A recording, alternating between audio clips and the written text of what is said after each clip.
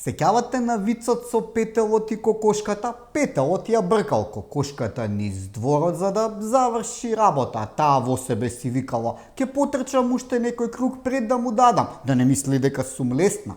Кокошката во овој случај е СДСМ и нивното и наетање да се донесе нов изборен законник. Иако тој може да се усвои без нив, добро е сите партии да дадат согласност за новите изборни правила.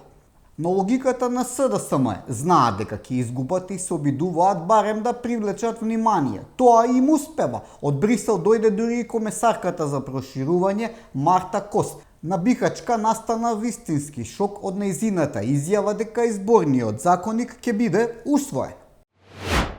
Да, Марта Кос очигледно знае нешто што во СДСМ не знаат или не сакаат да им го кажат на своите малобројни гласачи, дека изборниот законник ќе биде донесен и дека Македонија со тоа ќе добие 4 милиони евра. Тоа ги боли на Бикачка, што тие нема да ги добијат парите. За изборите многу име гајле, си знаат они дека ќе изгубат, па и диаспората не сакале електронско гласање по пошта, вакво, такво. Кажете си убаво, не ќе ме диаспората да гласа, бидејќи нема да гласаат за нас. Ви ги сакаме само парите што ги испраќате во Македонија. Да знаеа дека од иселениците ќе добијат некој пратеник, све ќе прифатија и сега ќе прифатат, ќе добијат некој милионче повеќе, а на друштвото од Бихачка тоа им е доволно. Важно е парата да врви и да не им го кршат атерот на оние од Брисел. Во СДСМ никогаш не ги напуштило идејата дека ЕУ ќе ги донесе, односно црпне на власт. Од народ тие власт не бараат. И таман кога мислевме дека никој не ја брка кокошката, стигна и Марта Кос од Брисел да провери зошто дворот уште не е расчистен. За разлика од минатата посета, кога ни порача дека идентитетот ни е тавче, гравче и полнети пиперки, сега таа не уби од фалење. Да ви кажам право, страф ме фаќа кога оние бирократи не од Брисел не фалат. Кај нив ништо нема за џабе. Мора нешто да сме дале или да имаме ветено дека ќе дадеме. Не дека Македонија не е за фалење, посебно во реформската агенда, каде добиваме убави пари. Убаво ќе ни дојдат и оние 4 милиони евра, ако го усвоиме изборниот законник, ама ги имаме и СДСМ.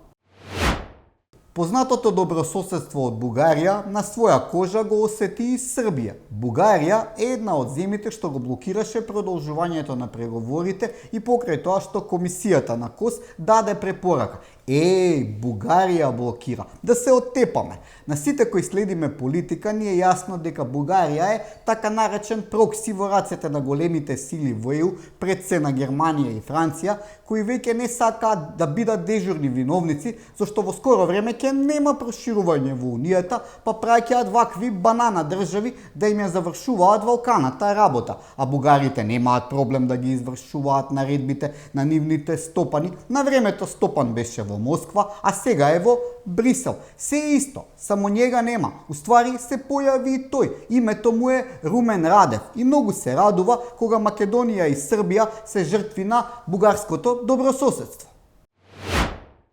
Дуи излезе на улица. Па каде да излезат? Нив улицата и планините им се природна локација. Овој пат се собраа во Тетово и наместо илјадници се собраа стотина. Оние што Артан Груби, додека беше на власт, не успеа да ги пикне во неговото министерство за нешто, да се зема плата од државата. Сега на Дуи им смета одлуката на Уставен за враќање на старите имиња на улиците. Јас пак наивен, мислев ке протестираа за тоа што нема канализација во Зајас и Рачинол, или пак тоа што фабриката за електрични автомобили во Тетово, најголемата инвестиција на Дуи, остана само со ископаната дупка.